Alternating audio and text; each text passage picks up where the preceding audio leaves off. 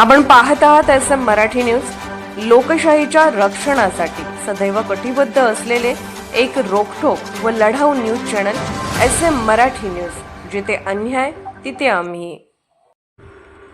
पट्टणकोडोली जिल्हा परिषद सदस्य महेश पाटील यांचा अनुसूचित जातीचा दाखला अवैध, आंबेडकरी चळवळीचा जल्लोष।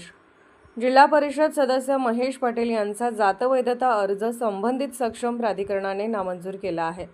या पार्श्वभूमीवर कोल्हापुरात आंबेडकरी चळवळीत उत्साहाचे वातावरण निर्माण झाले आहे। याविषयी बोलताना ॲडव्होकेट भीमसेन कांबळे यांनी दलित एकटीचा आणि संविधानाचा विजय असल्याचे माध्यमांशी बोलताना सांगितले। महेश पाटील राहत असलेल्या चंदूर गावात गावकऱ्यांनी गुलाल फटाके उडवून या निर्णयाचे स्वागत केले। दरम्यान या निर्णयाचे राजकीय वर्तुळात खळबळ उडाली आहे। या निर्णयामुळे आमदार आवाडे गटाला मोठा राजकीय धक्का बसल्याची चर्चा सुरू झाली आहे। मात्र या निर्णयाविरोधात महेश पाटील समर्थकांनी उच्च न्यायालयात धाव घेतली आहे। पट्टणकोडोली जिल्हा परिषद गटाचे सदस्य महेश पाटील यांनी निवडणुकीच्या वेळी आपला जात दाखला मागासवर्गीय प्रवर्गातील असल्याचा सादर केला होता। या जात प्रमाणपत्राच्या विरोधात विरोधी गटाने समितीकडे तक्रार दाखल करण्यात आली। नंतर जात पडताळणी समितीने महेश पाटील यांचा दाखला अवैध ठरवला।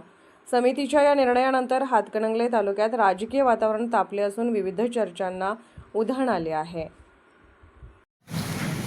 नमस्ते, मी ॲडव्होकेट भीमसेन कांबळे, पट्टणकोडोली जिल्हा परिषद मतदारसंघातून महेश उर्फ दरगोंडा बसगोंडा पाटील याने अनुसूचित जातीमध्ये लिंगडेर हे प्रमाणपत्र काढून बोगस दाखला काढून निवडणूक लढवलेले होते। सदर निवडणुकीच्या अनुषंगाने महेश पाटील हा विजयी झालेला होता। विजय झाल्यानंतर आम्ही महेश पाटील यांच्या विरोधात जिल्हा जात पडताळणी प्रमाणपत्र समिती येथे हरकत घेतलेली असता सदर हरकतीच्या अनुषंगाने सदरचे काम गुणदोषावर चालून महेश उर्फ दरगोंडा बसगोंडा पाटील याचा जातीचा दाखला अवैध केलेला आहे।